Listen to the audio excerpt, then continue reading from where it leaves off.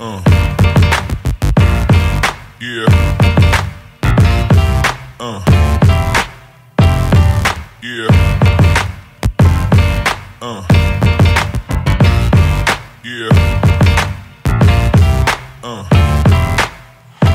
Bonjour à tous, on se retrouve aujourd'hui pour une nouvelle vidéo. Donc je reprends un petit peu les tutoriels, mais aujourd'hui pour moi c'est un tutoriel qui est vraiment optionnel. C'est comment monter des escaliers en vélo.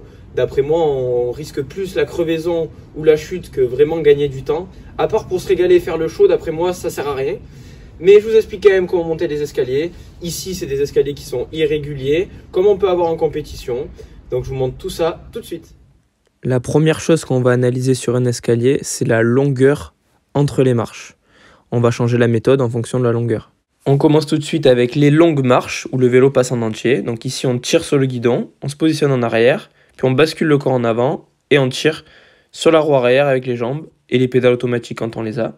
Et on enchaîne ce mouvement pour toutes les marches. C'est la même méthode que le montée de marche classique. En arrivant un peu plus vite sur les marches, on peut aussi faire un bunny up directement. Ici, on est sur des marches un petit peu plus courtes où on va pouvoir poser uniquement la roue avant ou la roue arrière. Donc on commence d'abord par lever uniquement la roue avant, puis on enchaîne en sautant les deux roues. On plie les bras, on déplie et on enchaîne en sautant les deux roues. Ainsi de suite, il ne faut pas oublier qu'il faut rester bien en rythme tout le long des marches pour pouvoir monter hop, hop, hop, hop et à la dernière marche, uniquement la roue arrière. Et enfin, le dernier type de marche, donc c'est des marches beaucoup plus courtes. On va éviter de les monter en vélo, on va perdre trop de temps. Donc ici, on voit Peter Sagan qui se régale à les monter en vélo, mais c'est pas le but. On a vu les types d'escaliers classiques, maintenant chaque escalier est différent. On va voir comment s'adapter à chaque type d'escalier.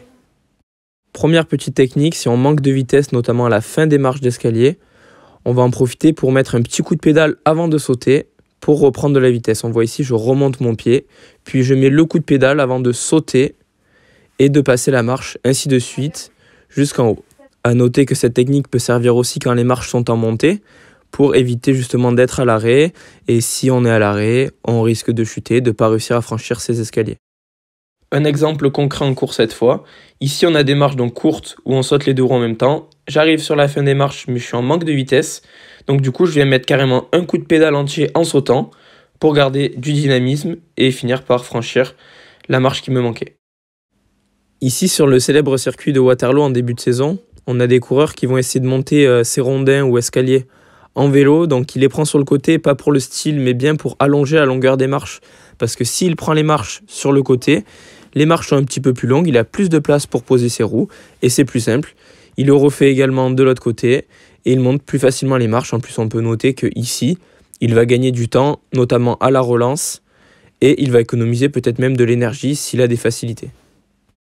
Donc l'essentiel, ça va être d'analyser la section d'escalier dans laquelle on va être pour savoir comment les aborder, comment passer chaque marche. Par rapport à la longueur de son vélo, on va choisir soit de passer une roue après l'autre, soit de passer les deux roues en même temps.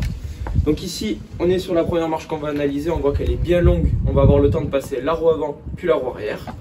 Roue avant, puis la roue arrière, hop, jusqu'ici. Là, on voit que les marches, elles vont commencer à se réduire. Les marches se réduisent, donc on choisit la deuxième option, c'est-à-dire sauter les deux roues ensemble. On saute les deux roues ensemble. Ainsi de suite, les marches sont plutôt régulières dans cette section. Donc les deux roues ensemble, on continue. Les deux roues ensemble, on continue. Petit à petit, on va monter jusqu'ici. Et là, changement qu'il va falloir analyser. On arrive sur une marche un petit peu plus longue. Marche un petit peu plus longue, on va choisir de monter d'abord la roue avant, puis la roue arrière. Comme ceci. Et ensuite, on voit que la section continue avec des marches plus courtes cette fois. Donc on enchaîne. Hop, on saute, on saute, on saute. Et forcément, pour la dernière marche, on va lever uniquement la roue arrière. Une fois l'analyse faite, on passe à l'application, donc une roue après l'autre, ensuite les deux roues. Vous voyez qu'ici, je fais bien attention de bien rester moteur pour garder de la vitesse parce que les marches sont légèrement montées et j'évite du coup d'être à l'arrêt avec le petit coup de pédale que j'ai montré précédemment. Je fais un test ici, je passe la grille en vélo et à pied en même temps, mais j'arrive à pied bien plus vite qu'en vélo. La transition est toute faite, on va voir maintenant quand on peut passer les escaliers en vélo et éviter de perdre du temps, voire même en gagner. Ici, on va comparer les deux coureurs avec les casques orange.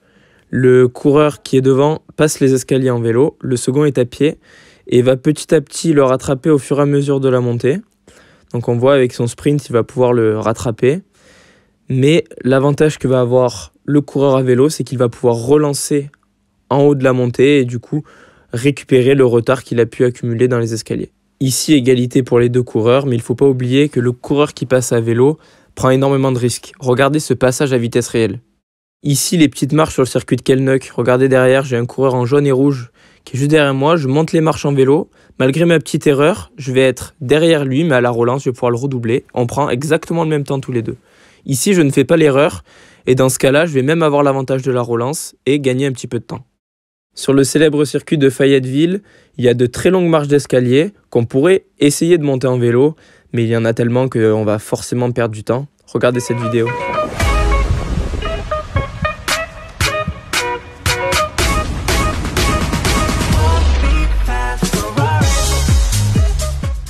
On peut parfois aussi trouver d'autres alternatives pour franchir tout de même l'obstacle en vélo, ce qu'on voit juste après. Parfois, il n'y a pas que l'escalier qu'il faut analyser, on peut regarder aussi autour. Pourquoi pas éviter l'escalier ou trouver une alternative. Ici, regardez sur la droite, on va pouvoir éviter l'escalier en passant que la première marche. Hop, en sautant la première marche, on évite tout le reste de l'escalier avec juste une petite montée raide qui passe très bien. C'était sur le cyclocross régional de Orange. Ici, c'est un autre cas, c'est un enchaînement de 3 petites marches. Donc on voit les coureurs qui passent à pied, mais on peut avoir une autre solution aussi en faisant un gros bunny-up. On évite les 3 marches et dans ce cas-là, on va gagner pas mal de temps, notamment sur la relance à la fin. Celle-là, c'est ma préférée, le coureur qui arrive à trouver une solution sur la gauche pour éviter les marches et ensuite il change de côté pour passer à droite et rase les rubalises, c'est totalement autorisé. Il a peut-être pas gagné de temps, mais il n'est pas descendu du vélo et il a régalé le public. La vidéo est maintenant terminée, donc en résumé, pour franchir les escaliers en vélo, il faut analyser la longueur entre les marches pour choisir la bonne méthode. Ensuite, savoir si c'est rentable ou non de les monter en compétition, c'est à vous de voir. Et enfin, prendre en compte qu'il faut garder du rythme pour les franchir et que c'est une prise de risque à maîtriser pour la compète. Merci à tous. Ah putain, j'ai crevé.